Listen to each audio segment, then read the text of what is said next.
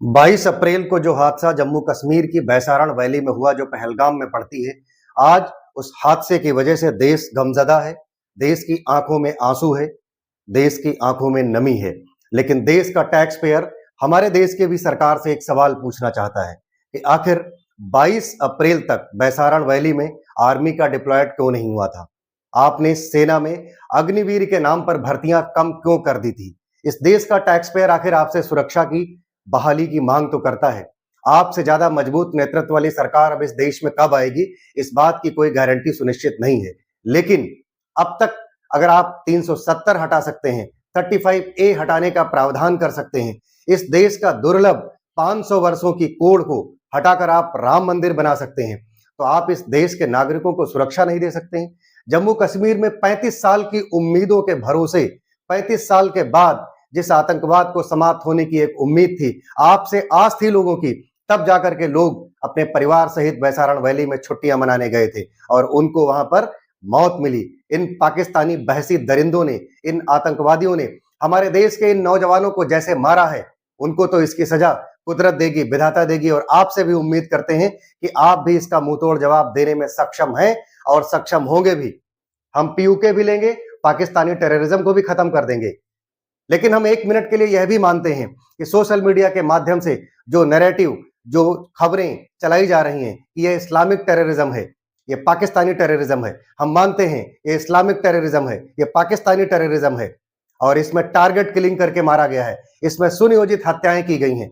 लेकिन एक सवाल भारत देश की सरकार से भी है कि वहां पर सेना का अभाव क्यों था, वहां पर सेना की कमती क्यों थी? क्या भारत सरकार और जम्मू कश्मीर सरकार के बीच सब कुछ ठीक नहीं चल रहा है? क्या जम्मू कश्मीर सरकार और भारत सरकार के बीच कोऑर्डिनेशन ठीक नहीं है? जिस तरीके से भारत की सरकार ने भी माना कि कुछ न कुछ सुरक्षा एजेंसियों की चूक हुई है, इंटेलिजेंस की चूक हुई है, हम मानते हैं कि अपनी गलती को आपने स्वीकारा, लेकिन इस देश के उन परिवारों को क्या जवाब मिलेगा जिन 28 परिवारों ने अपने होनहार बेटों को खोया है? यह कोई आसान बात नहीं है कि कोई छपरी टपरी आए और हमारे देश के नौजवानों को मारकर चला जाए।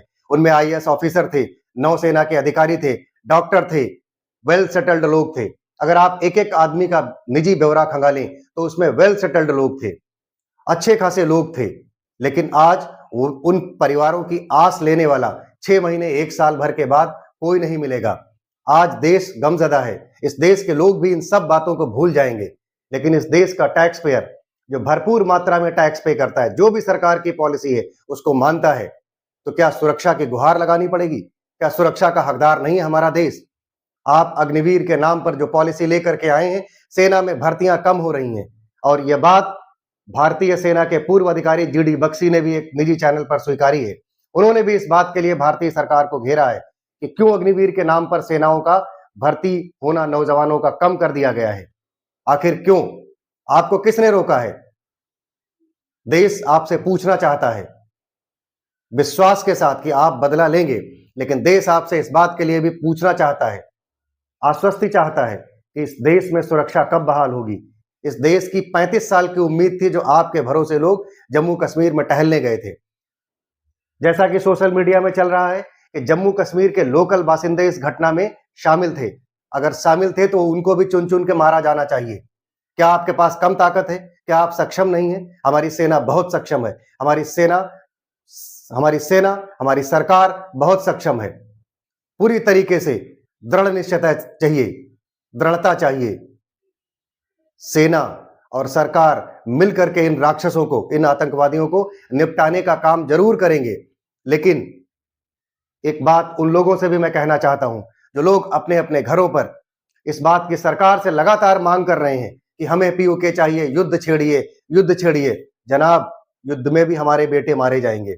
सरकार जरूर कुछ ना कुछ अच्छे के लिए, भविष्य सुदृढ़ होने के लिए सोच रही होगी।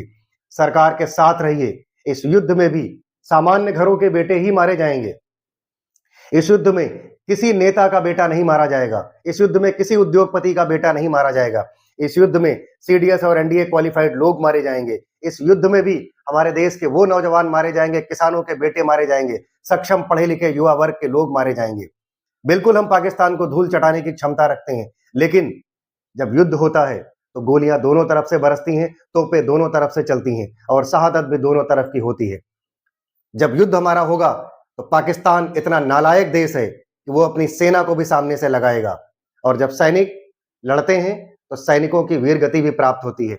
हमें इस बात की भी दृढ़ता रखनी चाहिए, मजबूती रखनी चाहिए, सरकार पर आस्था भी रखनी चाहिए कि सरकार जो भी सोचेगी वो निश्चित रूप से भविष्य को देखते हुए कम से कम नुकसान करते हुए हम पीओके लेंगे और पाकिस्तानी आतंकवादियों को धूल चटाएंगे। सरकार के साथ बने रहने का वक्त है, लेकिन सरकार से सवाल भी पूछने का वक्त है, क्योंकि सरकार ने 35 साल की उम्मीदों के बाद एक कोड़ को एक हटाने के लिए आपको मौका दिया था और आप सक्षम हैं।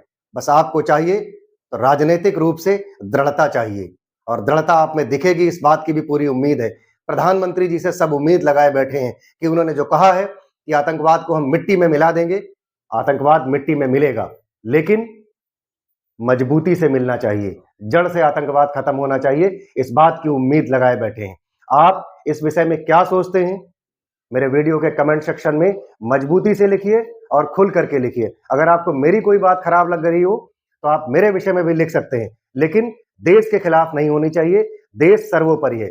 जो लोग किसी राजनीतिक दल के हों, वो दल को देश से बड़ा बनाने की कोशिश इस वक्त कर रहे हैं, उनको भी शर्म करनी चाहिए। अगर उन मृत लोगों में से कोई आपका भाई, कोई आपका बेटा होता, तो क्या आप इसी तरीके की नीच हरकतें करते जैसी आज हो रही हैं? कोई किसी तरीके का नैरेटिव सेट करने की कोशिश में लगा है, तो कोई किसी तरीके का नैरेटिव सेट कर रहा है। उनको शर्म आनी चाहिए और देश के साथ खड़े होने का वक्त है। अपनी जिम्मेदारी, अपने हिस्से की जिम्मेदारी इस देश के प्रति निभाने का वक्त है। निभाइए और देश के साथ रहिए। जय हिंद, जय भारत।